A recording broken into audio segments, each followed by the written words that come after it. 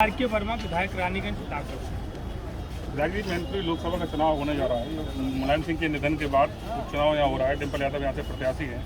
क्या लगता है चुनाव में? एक तरफ बीजेपी सत्ता में है, तो मैनपुरी लोकसभा का जो चुनाव है, एक बार आपको बता दें कि यहाँ से नेताजी भी हार के गए हैं, भोगांव विधानसभा जहाँ आप खड़े हैं, और तेज प्रताप यादव भी हार के गए हैं। क्या लगता है आगे चुनाव में क्या रहेगा? जी, आपको मैं बताना चाहूँगा कि आज श्रद्धेय नेताजी नहीं रहे और मैनपुरी की पहचान ही श्रद्धेय नेताजी ने दुनिया के पटल पर दिया था। और आज उनके ना रहने पर समूची मैनपुर की जनता अपने आप को ये महसूस कर रही है कि उनकी सच्ची श्रद्धांजलि अगर हमें देना है तो मैनपुरी लोकसभा ही नहीं, भोगांव विधानसभा इस बार भारी बहुमत के साथ जिता करके आदरणीय डिम्पल यादव जी को लोकसभा में भेजना है। निश्चय ही मैं आपको कहना चाहूँगा कि आज मैनपुरी में आप ये बता दें कि मैनपुरी का वह कौन सा विकास है जो भारतीय जनता पार्टी की सरकार ने दिया है। मैनपुरी की चौड़ी चौड़ी सड़कें, मैनपुरी के किसानों की जो सुविधाएं हैं, नहरों की जो सुविधाएं हैं, सारी की सारी चीज़ें ये समाजवादी पार्टी की सरकार की देन रही है, श्रद्धेय नेताजी की देन रही है। आज भारतीय जनता पार्टी के लोग केवल खोखले भाषण करने का काम कर रहे हैं, बल्कि अपनी योजनाओं के माध्यम से गरीब कल्याणकारी योजना का नाम देते हैं और गरीबों की जेब पर डाका डालने का काम करते हैं।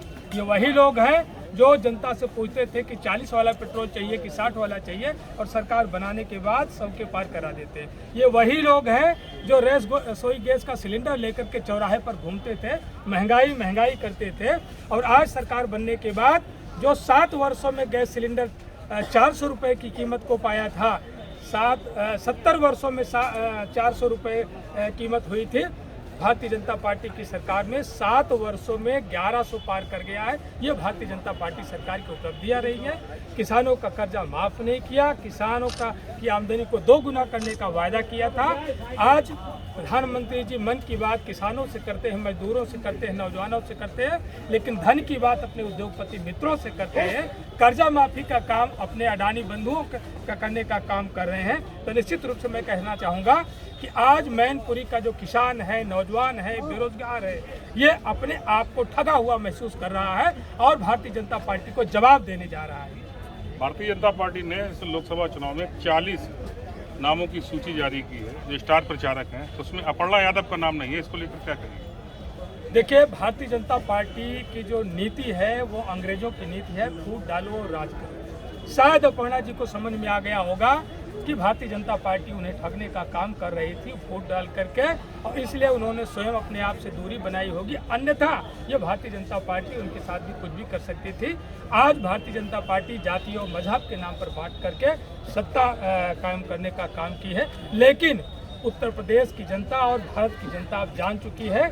उनके झूठ के बहुत सारे खोखले वादे जनता के बीच में उजागर हो चुके हैं। अब जनता उनके जुमलों पर नहीं जाएगी, अब जनता बदलाव करेगी। यह बदलाव की शुरुआत मैनपुरी लोकसभा से होने जा रही है और उसके बाद 2024 में सफाया करने का काम करेगी।